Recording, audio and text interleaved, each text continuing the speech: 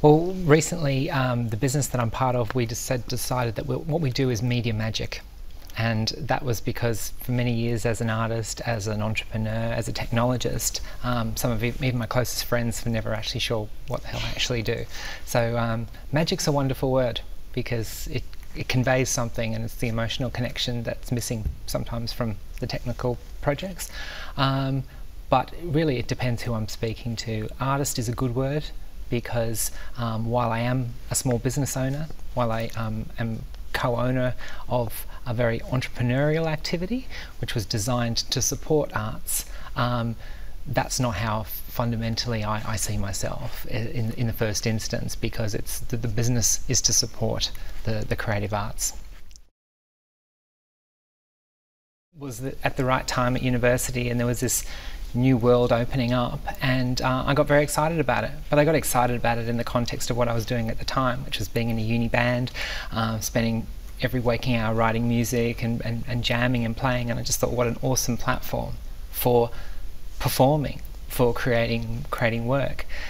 So that's really been, I think people come to something like digital media or creative arts online from their own upbringing, their own perspective, and so for me it's been this journey of trying to meld the things I grew up with, like music. In terms of how you go about working with people is the underestimated side of this whole thing. So that is absolutely key. If you can't, as an artist, if you have grand ambitions and you can't work with people, your ambitions are going to be smaller. I tend to have very ambitious aspirations for my project, and so there's constantly a need to work on how to deal with different size teams. It's less about creative and technology, it's about design, production and operations.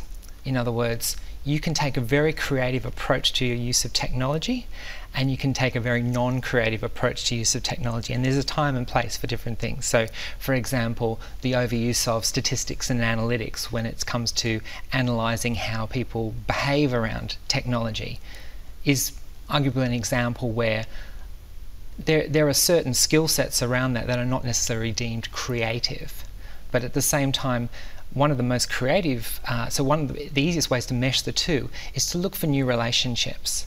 So some of the work that I'm known for has literally been because everyone's got their own unique individual experience. So with my particular experience, I observed different things perhaps before someone else did, and was able to identify a link and join things in an interesting new way.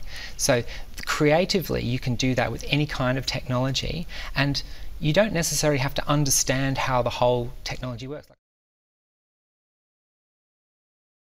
I'm very enamoured of people who can stand up in front of an audience and do something, and whether that's public speaking or one of my new discoveries the last 5 years, live programming, so people who create software live as a performance art, or just referring back to one of my old heroes, Prince, doing mega medleys of 40 albums.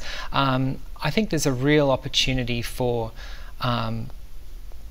being inspired by just taking away the curtains in the production and just seeing what individuals can do.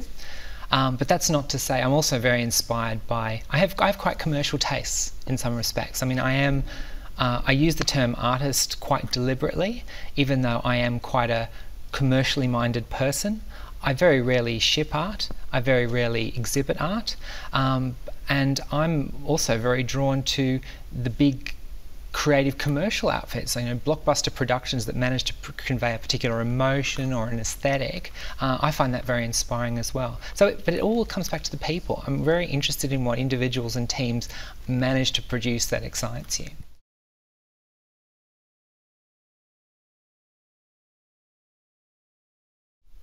Me personally, innovation is throwing things at the wall and seeing what sticks. Sometimes it's hard to get permission to do that, so you have to do it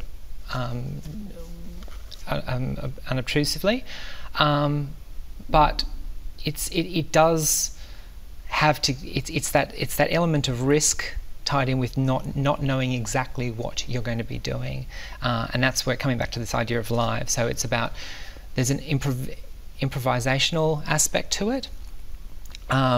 It's the melting pot aspect, but it's not something that you want to define too much. When you have I've worked in divisions of corporates where it's responsible for innovation. That's great as a concept to put the ideas on the table, but innovation is such a broad notion. You have to look for it everywhere. Anyone can innovate at any time. So it's about listening as well as throwing. It's taking risk. It's about listening, and it's about reflecting on what's happened. Someone who I admire once said that if you think you've got the key to the universe, you spend the rest of your life trying to make the universe fit your key. So I think there's a trap with conventional, or sort of having one definition of innovation, that the moment you have a definition for something, you're by nature excluding other things. So that's a very long-winded way of saying it's throwing stuff at the wall and seeing what sticks.